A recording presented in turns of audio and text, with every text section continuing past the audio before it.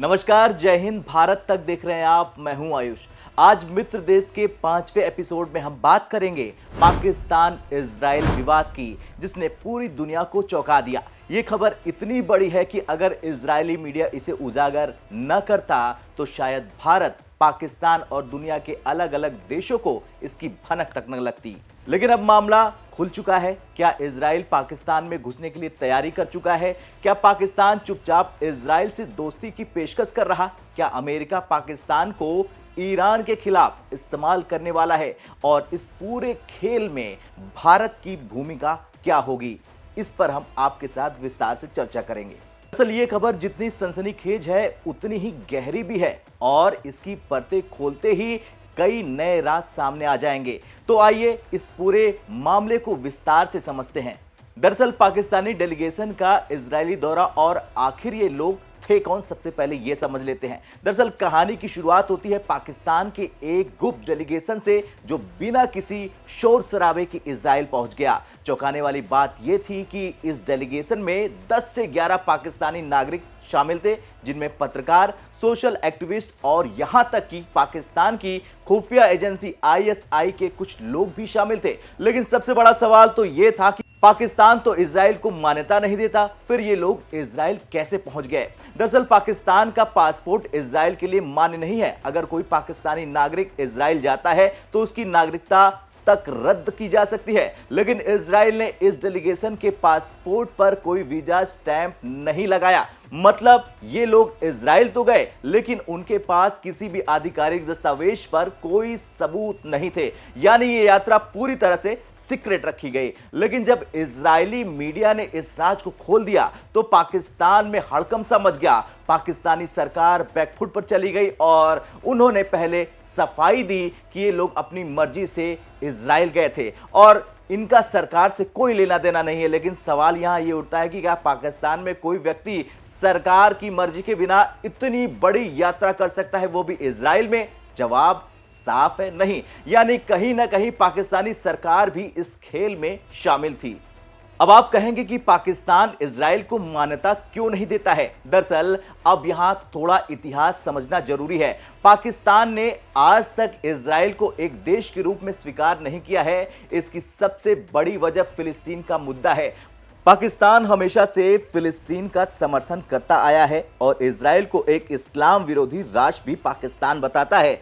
पाकिस्तान में कट्टरपंथी गुटों का दबदबा इतना ज्यादा है कि इजराइल के साथ किसी भी तरह के संबंध को देशद्रोह तक माना जाता है।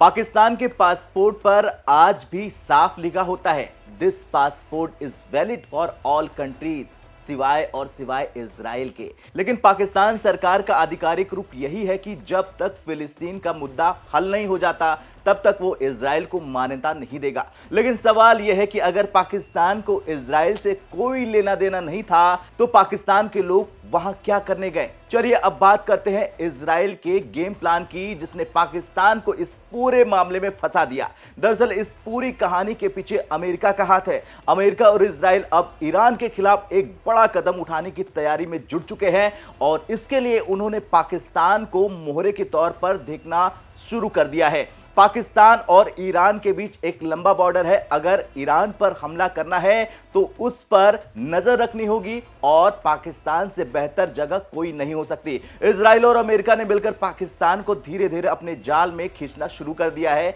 पाकिस्तानी डेलीगेशन को इजराइल में खास जगहों पर भी घुमाया गया। पहली जगह इजरायली संसद थी, दूसरी जगह 7 अक्टूबर 2023 हमले की जगह थी जहां हमास ने हमला किया था और तीसरी जगह होलोकॉस्ट म्यूजियम, जहां यहूदियों के नरसंहार की कहानियां दिखाई गई हैं।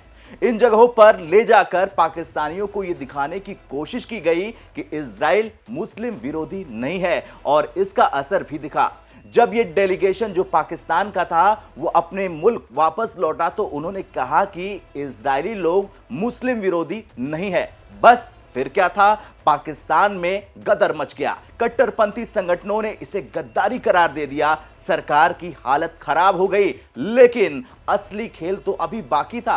अब यहां से कहानी और दिलचस्प हो जाएगी, क्योंकि सवाल यह उठ रहा कि क्या इजराइल अब पाकिस्तान के अंदर घुसकर कोई बड़ा कदम उठाने की तैयारी कर रहा। सूत्रों की माने तो हां, इजराइल पाकिस्तान में दो कारणों से दखल देना चाहता है। पहला कारण ईरान पर नजर रखने के लिए और दूसरा पाकिस्तान में आतंकी संगठनों को खत्म करने के लिए। यानी अगर इजराइल को पाकिस्तान के अंदर पक्के ठिकाने मिल गए तो वो ईरान की गतिविधियों पर सीधी नजर रख सकता है। दूसरी तरफ पाकिस्तान में पहले से ही कई आतंकी संगठन हैं जिनसे इजराइल की दुश्मनी है। बलूचिस्तान में पहले से ही पाकिस्तान के खिलाफ विद्रोह चल रहा। अगर इजराइल वहां घुस जाता है तो वो इन अलगाववादी गुटों का इस्तेमाल कर सकता है। मतलब साफ है, इजराइल ने बिना कोई गोली चलाए पाकिस्तान में सेंध लगा दी है।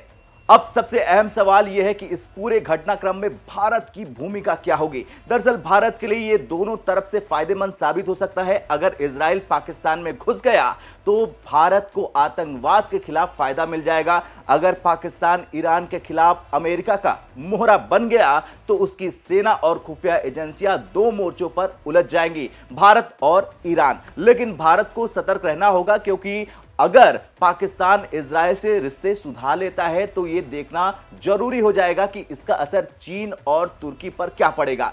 चीन पहले से ही पाकिस्तान को आयरन ब्रदर भी कहता है। अगर पाकिस्तान इजराइल से नजदीकी बढ़ाता है तो चीन इस पर कैसी प्रतिक्रिया देगा। भारत को भी अपनी रणनीतिक बढ़त बनाए रखनी होगी और हालात पर पैनी नजर रखनी होगी।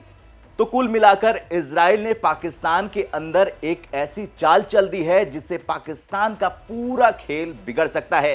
पाकिस्तान अब ईरान के खिलाफ मोहरा बन रहा। इजराइल ने उसके अंदर घुसने का प्लान बना लिया और भारत को इस पूरे मामले पर कड़ी नजर रखनी होगी। अब आपका क्या कहना है? क्या पाकिस्तान अब इजराइल के निशाने पर आ चुका है? क्या पाकिस्तान अमेरिका के हाथों की कठपुतली बन जाएगा? आपका जो कुछ कहना हो हाँ या ना में कमेंट कर जरूर बताएं। मित्र देश के इस एपिसोड में इतना ही। आगे हम दूसरा एपिसोड भी लाएंगे जिसमें हम आपको बताएंगे उन मित्र देशों की कहानियां। जय हिंद।